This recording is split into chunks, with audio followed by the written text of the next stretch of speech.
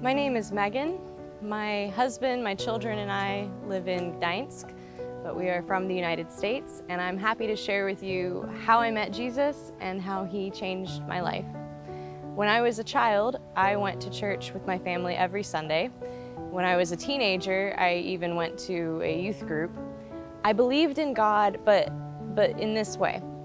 I agreed that yes, God exists, that Jesus was a real historical person. I thought he was a good person. I thought he was a good teacher.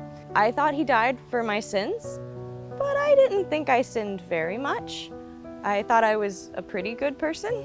I didn't want to follow Jesus as my Lord. I didn't really love God. I didn't want him to change my heart or change me. But I called Jesus my Savior. I just didn't agree that I had anything to be saved from.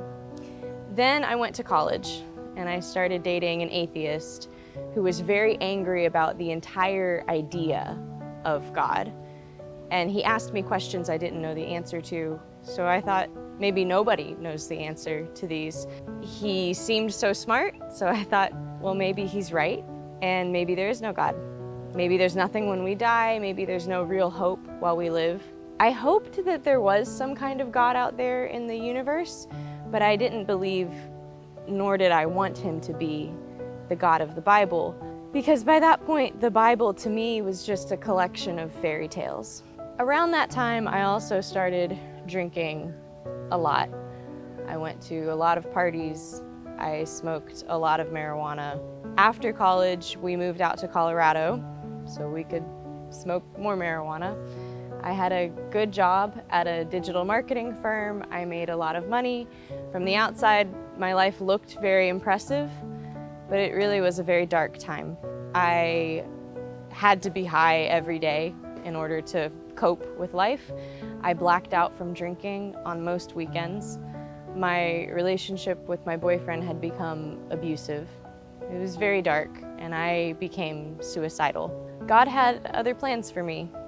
I found the courage to break up with my boyfriend, I moved out, and I moved back in with my parents.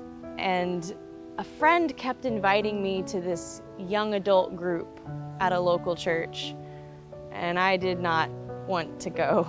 But I was very, very lonely. And so eventually I went. I was looking for community. I was not looking for Jesus. And as I went, I did find community, but as I kept going, I also found Jesus. One night during the Bible lesson, I heard this voice in my heart, not in my ears, but in my heart. It was like, Megan, you have been ashamed of me. You have been offended by me. You have run away from me. You went to go live your own life, your own way, and how did that work out? You were ready to throw your whole life away.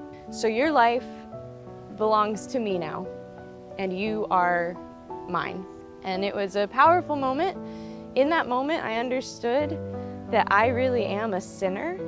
Not just that I sin sometimes, but that if left to my own way, I would run away from God, rebel from God, that I would hate God, and that I had even hated myself. And I knew that I deserved God's punishment and God's anger, that Jesus had already taken that punishment and that anger. And so God could draw me, his enemy, close to him. He could call me his daughter. I could call him my father. And I did. And after that moment, my life changed very, very quickly. I learned how to pray. I went to church. I stopped smoking. I drank less. These days I don't drink at all. I learned how to read my Bible, and I read my whole Bible, and I loved it. And before I realized I had believed so many lies about the Bible, I had thought so many parts of it were crazy or stupid, and now suddenly the Bible made sense to me, and it described so much of my life and the changes that were happening in my heart. And I wanted to follow Jesus, and I wanted to follow the Bible. I wanted God to change my heart and to keep changing it. And he has.